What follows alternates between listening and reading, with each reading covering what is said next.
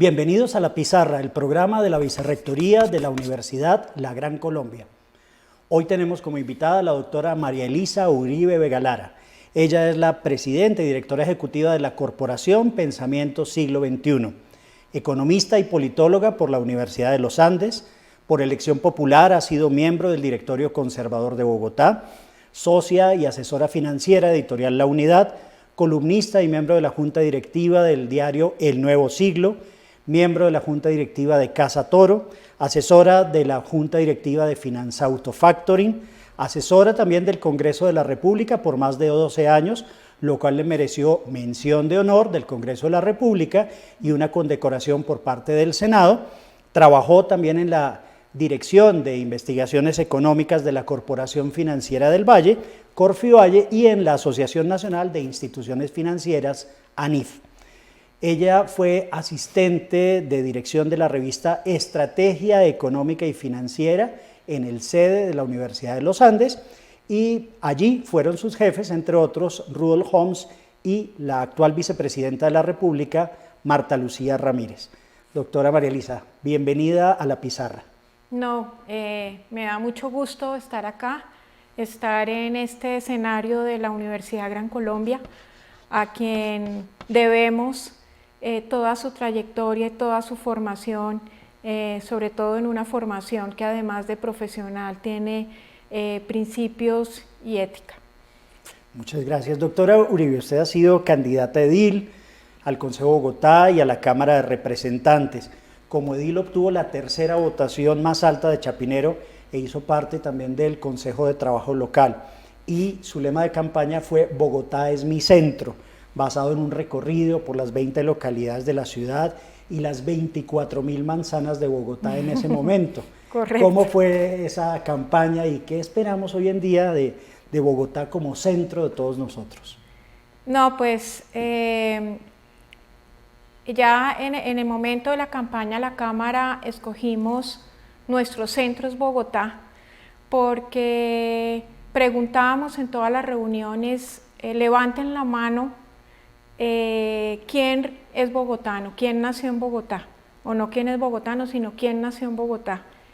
Y prácticamente era en el 20, más o menos el 20%, donde podemos decir que ese 80%, sus padres nacieron en otras partes de Colombia, pero donde ha tenido las oportunidades, donde han tenido la educación, donde han tenido el trabajo, ha sido en Bogotá. Luego nuestro centro es Bogotá, y realmente nos quejamos mucho de Bogotá, pero es la ciudad que nos da las oportunidades.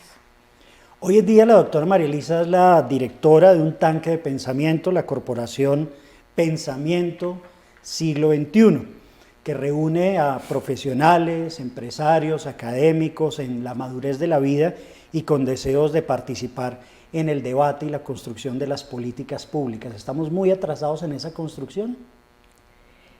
Sí, yo creo que estamos atrasados sobre todo en la construcción colectiva.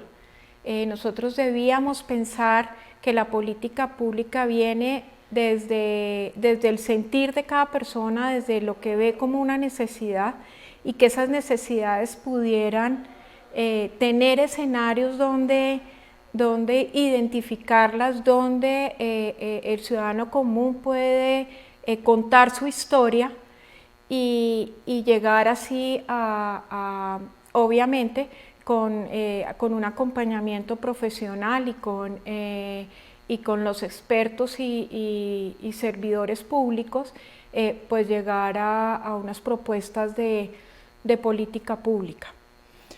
En esta corporación los líderes comunitarios, los estudiantes pueden también inscribirse para ser parte del debate en los grandes temas de la agenda pública nacional, tengo entendido. ¿Cómo es esa participación, digamos, de los que no están dentro de esta categoría de madurez de la vida, que son quienes formaron la corporación? Sí, pues ante todo la corporación tiene un espíritu porque los jóvenes puedan participar.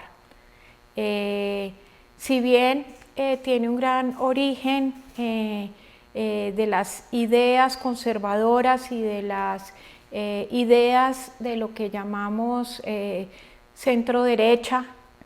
A mí no me da temor en decir derecha, por todas las virtudes que la misma derecha tiene, pero a veces nos dicen es que digamos que se tilda estas ideas o ser conservador con una cara de viejito, algo que pasa parecido a cuando pensamos en San José. Entonces lo vemos con cara de viejo, habiendo sido un muchacho que se casó joven. No, el Partido Conservador tiene muchas ideas jóvenes. La derecha parte de conservar lo bueno y perdurar lo bueno. Entonces uno de nuestros grandes ejes es precisamente el liderazgo, despertar el liderazgo en jóvenes. El año pasado, por ejemplo, hicimos una capacitación para todos los que querían participar en las elecciones y tuvo una convocatoria muy grande, y lo curioso era ver el entusiasmo. Por ejemplo, invitamos al registrador distrital y nos tocó alargar las sesiones casi a 3 horas por el entusiasmo que había.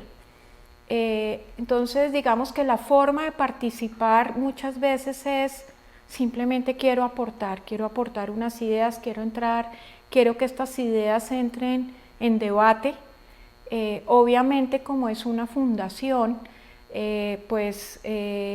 debemos invitar, digamos, a los que más quieren y más pasión tienen a que pues nos colaboren con una afiliación que realmente es ante todo simbólica, pero que para la fundación que es muy importante, pues porque es con los recursos con los cuales hacemos las conferencias, hacemos la convocatoria. Yo siempre digo, lleguémosle a los gobiernos, independiente del que sea y de la tendencia que tenga, lleguémosles con una propuesta escrita. Y yo creo que ese es un comienzo, y ese es el espíritu de la corporación Pensamiento Siglo XXI. ¿Y qué es un tanque de pensamiento y para qué sirve en Colombia? Sí, no, tan difícil. Sí. Yo creo que en Colombia todavía no relacionamos mucho los tanques de pensamiento y nos parece bastante curioso. En Estados Unidos son muchos y digamos que hay una noción del norteamericano, digamos, porque yo tengo que aportar algo de lo que recibo, y entonces fácil un estadounidense puede aportar el 10% de sus ingresos a una labor social, y en este sentido ser una fábrica de pensamiento, termina siendo una fábrica de desarrollo. Yo puedo decir que aunque las universidades tienen sus propios tanques de pensamiento en muchas ocasiones, y son tanques también de pensamiento, pues los tanques de pensamiento como tal se dedican a eso, a hacer fábricas de pensamiento. Nosotros, dentro de un grupo mismo de la corporación de jóvenes, en algún momento quiso llamarse Fábrica de Desarrollo, porque la idea era que con las propuestas pues se contribuyera al desarrollo. Incluso, por ejemplo, curiosamente esto ya fue tal vez hace unos 10 años, y se sacó un libro que se llamó Bogotá 2020, y que si lo rescatamos ahorita, muchos de los problemas ambientales, por ejemplo, de Bogotá, están recogidos en ese momento. Bueno, muy interesante. Y precisamente sobre todos esos aspectos del tanque de pensamiento, ¿qué significa ser la directora de la corporación y ser una de las únicas dos mujeres en la junta junto con la senadora Paloma Valencia? Sí, bueno, ahorita Paloma, pues por su investidura, digamos que es como una miembro honoraria. Ha estado Marisol Navia también, que ella nos ha acompañado durante mucho tiempo, que fue ministra Del trabajo, sí. del trabajo. Y sí, significa que muchas veces los méritos, digamos que la carrera, la mujer también se puede abrir camino por la carrera que realice. Obviamente, digamos que yo he participado en varias juntas directivas y en muchos escenarios y me veo a veces sola entre una gran mesa de hombres, pero la verdad creo que también es con el apoyo de muchos de ellos que uno construye. Entonces, pues ahorita acabamos de pasar el Día Internacional de la Mujer. Reconozco muchos hechos que sí han impulsado a la mujer. Nosotros hablábamos ahora, por ejemplo, de cuando decidí ser candidata desde DIL en adelante. La verdad ha ayudado, pero a mí que me ha tocado estar en directorio, pues mirando las listas, la mujer no le gusta, a mucha mujer no le gusta la política. Y entusiasmarla a que entre a la política es precisamente donde un tanque de pensamiento como la corporación pues puede incentivar. Muchas veces en las listas nos vemos a gatas para cumplir la cuota de paridad o el 30% porque las mujeres tal vez son más metódicas, menos arriesgadas y a veces están más ausentes de la política. Y esa figura que decimos ahora del conservador asociado con un viejito, con unos dinosaurios o Verlaines de la política, ¿afecta mucho la participación tanto de las mujeres como de los jóvenes?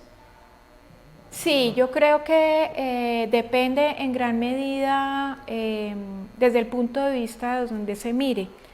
En grandes ciudades como Bogotá es difícil. En una ciudad como Bogotá, donde por ejemplo pues hay tendencias de izquierda, hay digamos que ideas, por ponerlo así, más progresistas.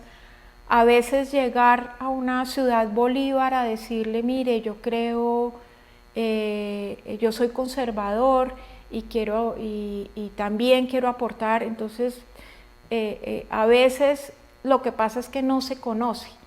Entonces, no, mire, somos defensores de la familia y en gran medida muchos levantan la mano. Mire, queremos hacer política de prevención a la drogadicción y simplemente es tocar las realidades y encaminarlas, ¿no? Sí, es muy importante teniendo en cuenta, por ejemplo, para nuestros televidentes, contarles que la Universidad de la Gran Colombia, desde su fundación por el doctor Julio César García Valencia, fue concebida ante todo como un gran proyecto social.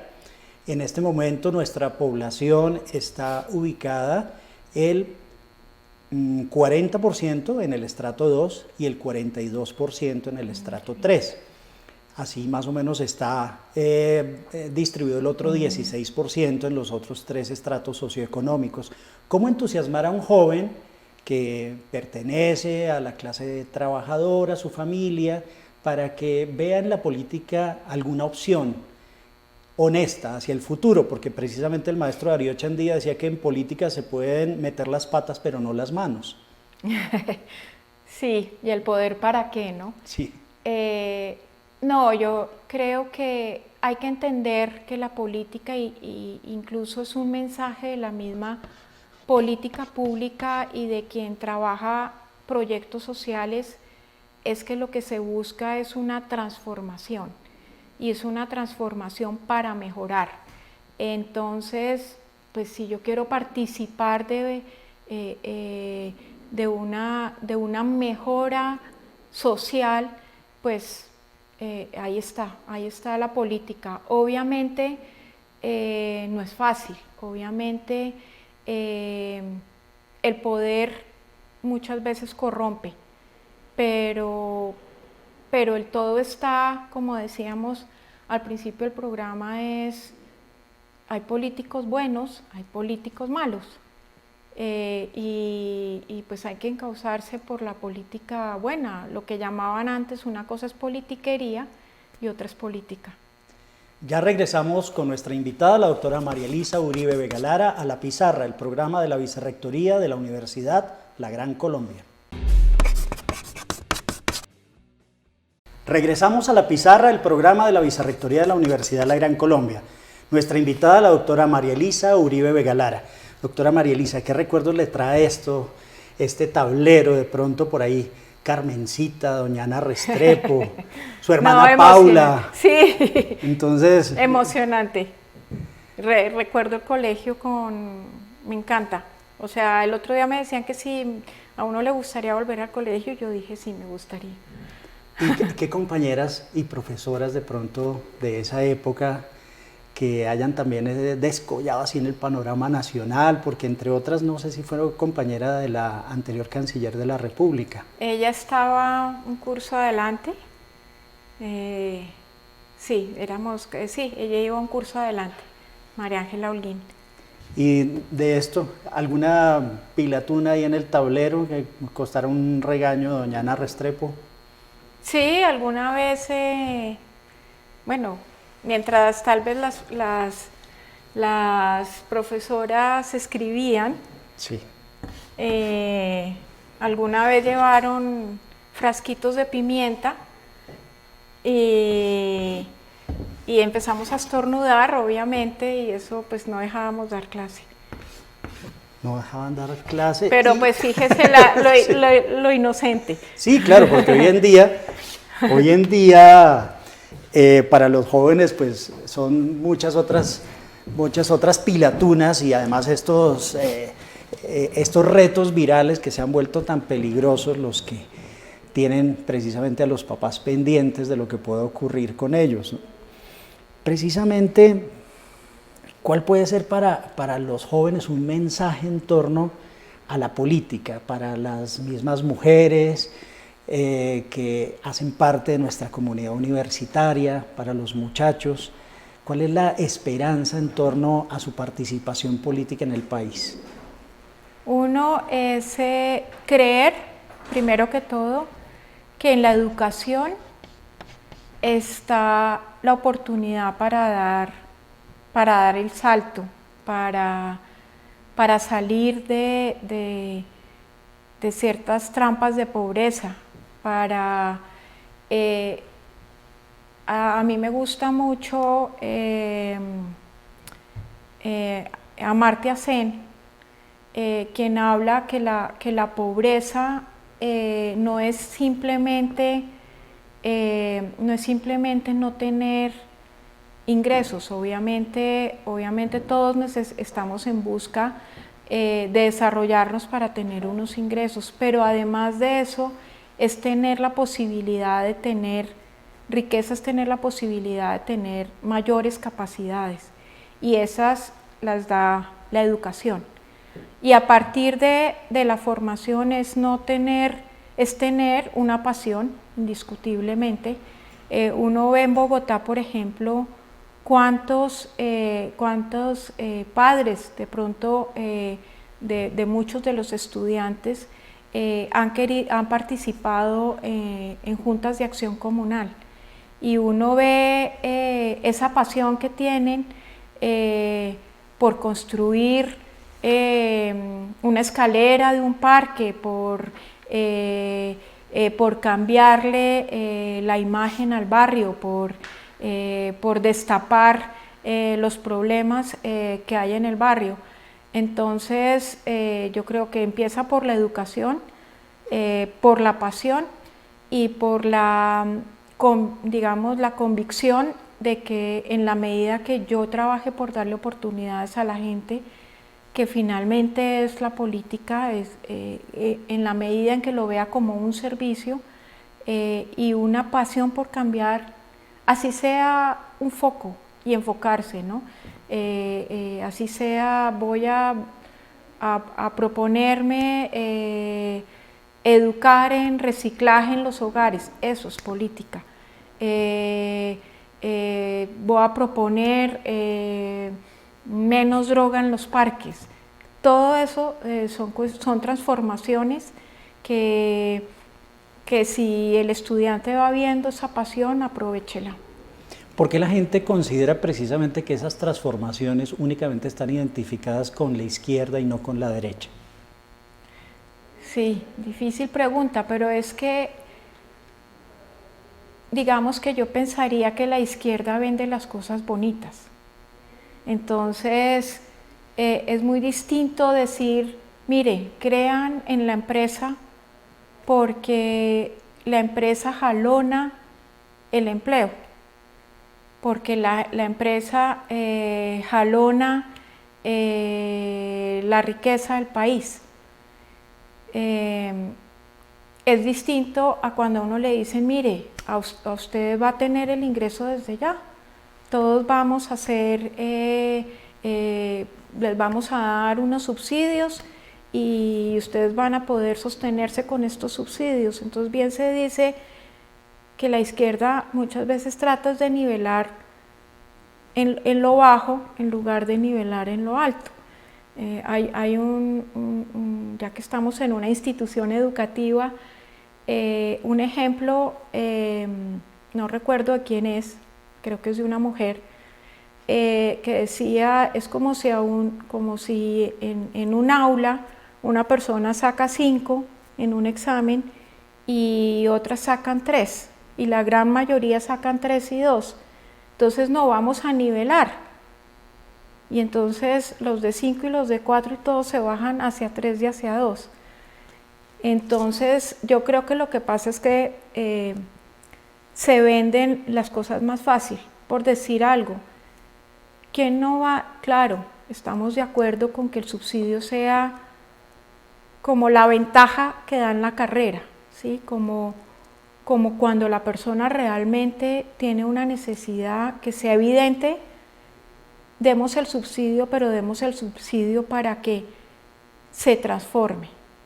Es decir, un hogar al que se le da, digamos, los que acceden a los comedores comunitarios, sabemos y queremos que los niños tengan la nutrición adecuada, que los adultos mayores tengan la nutrición adecuada, que los hogares tengan la nutrición adecuada, pero no pueden acostumbrarse a vivir del comedor comunitario, sino el comedor comunitario debía ser, mientras usted sale adelante, les damos esta posibilidad de nutrición, pero no que sea una cosa perenne.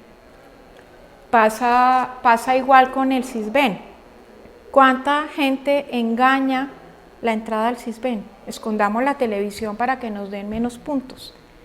El Sisbén debe proteger todas estas personas que no tienen un empleo formal, que tienen ciertas necesidades básicas no insatisfechas, pero cuando la persona empieza a trabajar, por ejemplo, cuando la persona empieza de pronto a generar un proyecto productivo, un negocio propio, hacia allá debe tender para que tengan realmente autonomía y progreso. Los partidos tradicionales prácticamente desde 1990 dejaron de funcionar a plenitud porque para esas elecciones se presenta la reinserción a la vida civil del M-19, surgen otras opciones. ¿Siguen hoy vigentes esos dos partidos políticos tradicionales? Estoy convencida que sí. Incluso pensaría que a veces hay ciertas, digamos que ciertas tendencias que, digamos, lo que llamaban, o bueno, se llama todavía las disidencias. Digamos, pensaría, muchos del Partido Conservador se fueron para Centro Democrático. Es posible que cuando se vea alguna bajada del Centro Democrático vuelvan al Partido Conservador. Sin embargo, sí tiene que haber disrupción, sí tiene que haber una nueva forma de hablarle a la gente. Hoy en día en el mundo en general y las redes están invitando a una participación mucho más activa. La gente quiere protestar, quiere decir, quiere llegar de manera mucho más directa, tocar la cacerola, realmente digamos que uno podría decir que hay manifestaciones que están diciendo que la democracia es algo contradictorio, pero uno podría decir que la democracia hoy es más ampliada porque quiere ser un contacto directo, o sea, no necesariamente ir al representante para poder generar su inquietud. Entonces los partidos tienen que entender esas nuevas narrativas. El otro día me llegó alguien, un joven, digamos que un joven ya, pues no ya profesional, que quiere dictar una conferencia sobre, lo llama los conservadores en la nueva era. No es que vayan a participar de la nueva era, pero sí es poder decir una narrativa diferente, o sea, poder llegar a las personas con lo común, con lo cotidiano, con lo específico. Y hablando de los conservadores, dos preguntas en torno a ese tema. ¿Justicia contra la opresión? Sí, claro. Algunos creen que es que... Esto es tomando apartes del himno conservador, ¿no? Sí, correcto, y de la constitución del Partido Conservador, que es muy vigente. ¿Quién no quiere justicia en lugar de dictadura? ¿Quién no quiere una justicia eficaz? Ojalá ahorita logren por fin llevar a cabo una reforma a la justicia. Y otra pregunta también relacionada con esos aspectos históricos. ¿Libertad sin privilegios en un país que podríamos decir que es de castas? Sí, bueno, volvemos al punto, o sea, el hilo que puede cortar que puede llevar a esa libertad sin privilegios, estoy convencida que es la educación. Y ahí es donde uno ya comienza a ver, porque en Colombia realmente nos quejamos, pero ha habido muchos indicadores de progreso. Y uno de esos es, puede haber alguien muy privilegiado que tuvo una educación, no sé, incluso pues en el exterior, lo que fuera, pero ¿cuánta gente vemos ahora que hizo sus maestrías, sus doctorados por la noche y que superó la carrera de muchos privilegiados? Sí, precisamente pues también son privilegiados nuestros estudiantes con este proyecto de la Universidad de la Gran Colombia, que tuvo como objeto precisamente nuestro fundador el privilegiar a la clase trabajadora para que accediera a la educación superior basado en 4 principios: una universidad bolivariana, cristiana, hispánica y solidaria. Volviendo a la historia de estos documentos conservadores, tanto tiempo después, ¿qué podría usted, doctora María Elisa, opinar de banderas victoriosas o de trapos rojos? Es decir, del sectarismo que se ha vivido en el país en algunos momentos. No, en realidad creo que muchas de las Si uno mira la historia de Colombia, ha sido una historia de permanente conflicto, de permanente polarización y la polarización en muchos momentos ciega una opinión, ciega una actitud, ciega las acciones. La corporación Pensamiento Siglo XXI, precisamente, un ejemplo, acaba de ser apoyo para presentar un proyecto de ley sobre la protesta. Y uno lo enuncia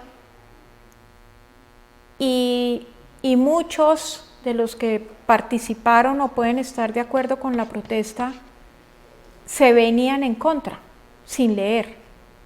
Es decir, ¿por qué? Porque la polarización ciega. Ah, no, es que ya nos van a clavar, ya nos van a... No, va a haber opresión, va a haber... No, es...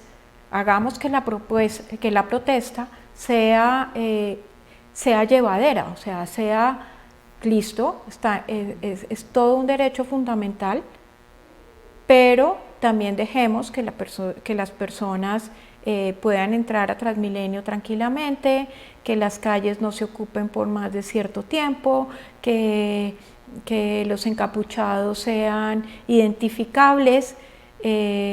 No tienen por qué las personas tener que irse a su casa 4 horas caminando, y es simplemente darle posibilidad a un diálogo constructivo.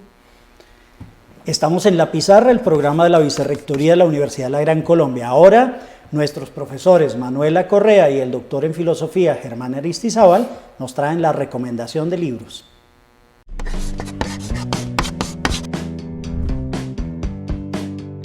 Hola amigos, mi nombre es Manuela Correa Vélez. En el día de hoy les voy a hablar acerca de un libro bastante interesante. Su nombre es Entre el campo y la ciudad, familias y territorios en el proceso de metropolización en la ciudad, con una autora que nos practica, digamos, diferentes posturas acerca de este libro. Su nombre es Jamie Viviana Otálora Maya. En el momento en el que los campesinos llegan a la ciudad de Bogotá, prácticamente a Mosquera, pues van sufriendo distintas categorías de pérdida de su arraigo, es decir, este tipo de personas se acomodan a vivir una ciudad totalmente diferente para ellos y están en condiciones totalmente indignas o condiciones que representan una nueva, digamos, expectativa de cambio para ellos. Es importante analizar cómo estos campesinos pueden tener políticas de desarrollo y que las comunidades y los proyectos establecidos por las grandes, por ejemplo, las grandes urbes, puedan partir de que este tipo de personas no pierdan su arraigo tan importante. Es una comunidad, digamos, que los campesinos pierden el arraigo y por este tipo de situaciones muchas veces no encuentran también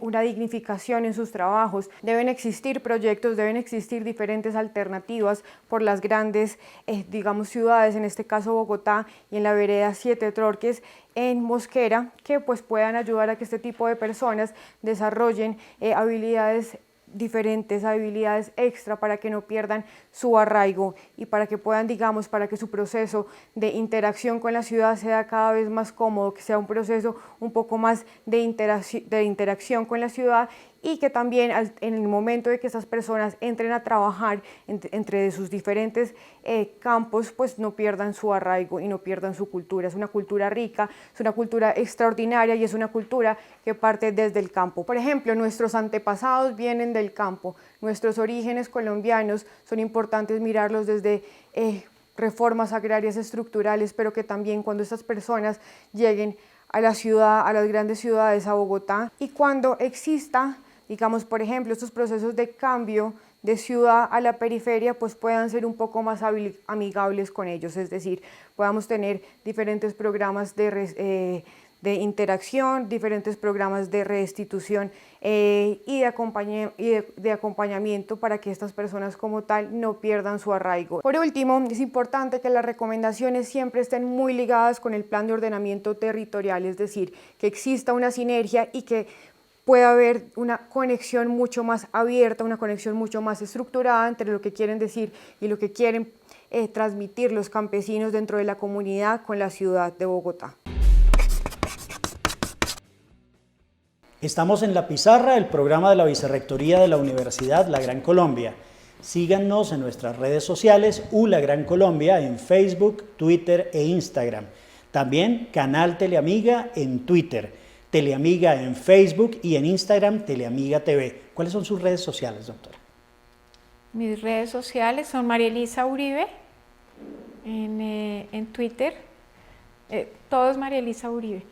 Ah, bueno. ¿Y de la corporación? De la corporación es Corporación Pensamiento Siglo XXI. Ah, bueno, pues también para que puedan seguir a la Corporación Siglo XXI y a nuestra invitada, esa es la invitación. Doctora, ¿cuál debería ser el papel de los expresidentes de la República en este país? ¿Sujetos activos de la política o solo dedicarse a actos protocolarios? No, yo creo que tienen que ser sujetos activos, o sea, ahorita lo hablábamos, o sea, la política sin ser activo, pues no entendería cómo un expresidente no puede ser activo, o sea, se hablaba, por ejemplo, de Belisario Betancur, a quien admiramos mucho porque fue también del nuevo siglo. Digamos que él se había retirado, pero él no se retiró.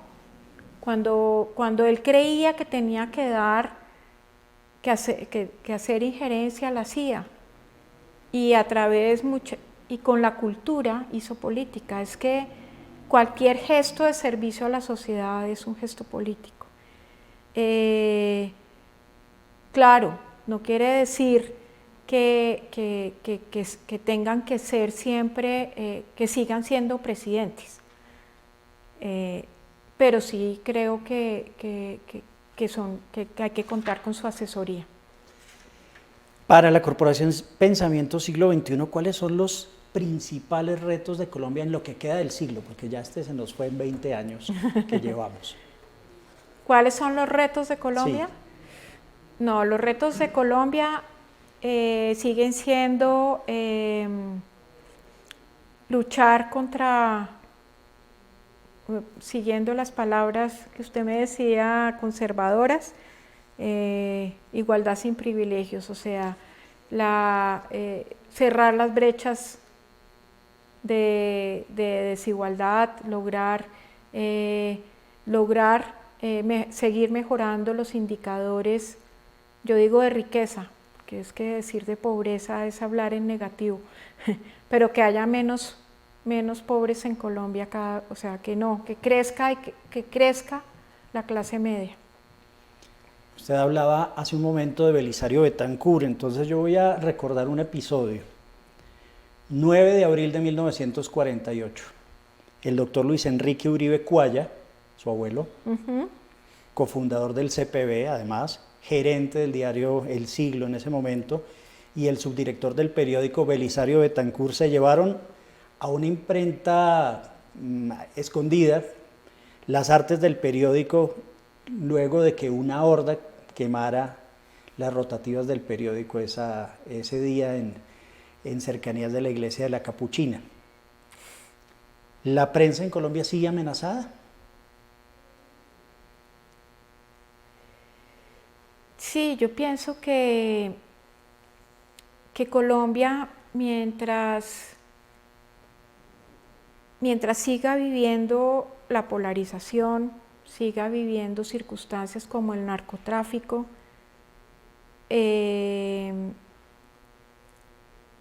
y siga con los lunares digamos, del conflicto armado, de las bandas criminales, pues yo creo que la prensa seguirá estando amenazada. Pero la prensa en Colombia es una prensa valiente, es una prensa de muchos años, que perdura en los años. Nosotros, y además ha logrado superar pues todo ese boom que han tenido otras formas de comunicación, y pues la prensa sigue su cometido, que también es un servicio, ¿no? Porque la prensa también, el comunicador social y el periodismo, pues lo que en el fondo tienen es un servicio, o sea, comunicar para algo, ¿no? Y ese comunicar para algo es un comunicar también para lograr unas transformaciones. Hablaba también hace un momentico de su abuelo, el doctor Luis Enrique Uribe Cuaya. Él fue nombrado por el presidente Roberto Urdaneta Arbeláez como encargado de negocios de la Embajada de Colombia ante la Santa Sede en el pontificado de Pío XII. ¿Qué historias de pronto se contaban en su casa de esa época en Roma? No, pues nosotros, si usted le pregunta a cualquier miembro de mi familia cuál es la comida que más le gusta, después del ajiaco, la comida colombiana, italiana, perdón. Y pues ahorita que están abriendo, curiosamente nos hablaban muy bien de Pío XII. Y ahora pues que están abriendo ciertos archivos de él, ¿no? Por lo que pues le tocó en la época, en la guerra, y pues van a abrir en qué medida pues protegió a muchas familias judías y católicas, pues yo creo de que fueran asesinadas, ¿no? Entonces, por ejemplo, algo de historia, yo a la tía Lucía, que vivió allá con ellos, entonces ella decía que a ella le gustaría que se abriera pues que se canonizara Pío XII, curiosamente. También recuerdo que me decían que habían conocido al Padre Pío. Y bueno, ¿no? Pues sí, de Italia todo, el arte. Ella, por ejemplo, tuvo clases de pintura y ella en algún momento se retiró, pero había podido llegar a ser una gran artista.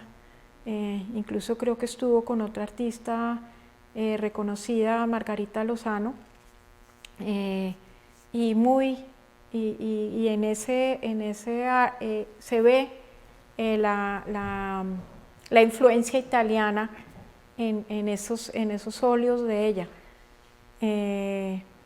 Y yo creo que los mejores espaguetis, o sea, como los así, distintos a como los hacemos acá, nos ponía un pedazo de mantequilla primero en el plato, luego los espaguetis, generalmente tallarines, y los revolvíamos o sea, como preparando uno la pasta en su plato, y después sí ya la salsita.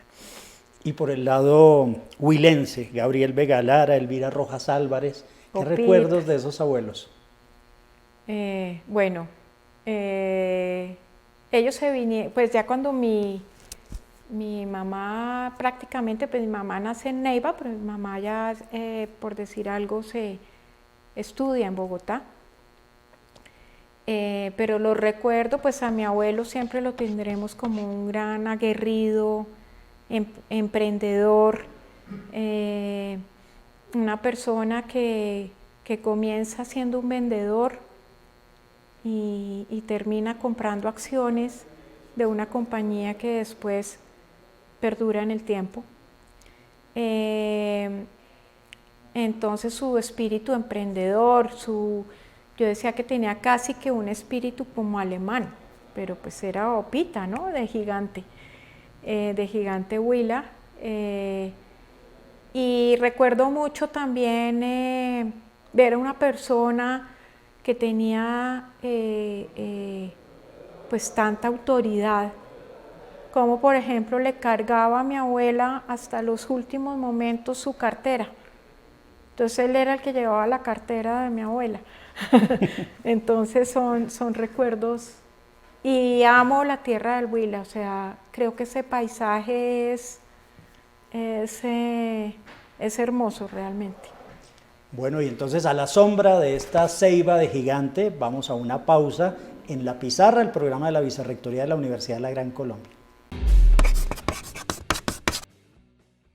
Llegamos al segmento final de La Pizarra, el programa de la Vicerrectoría de la Universidad de la Gran Colombia.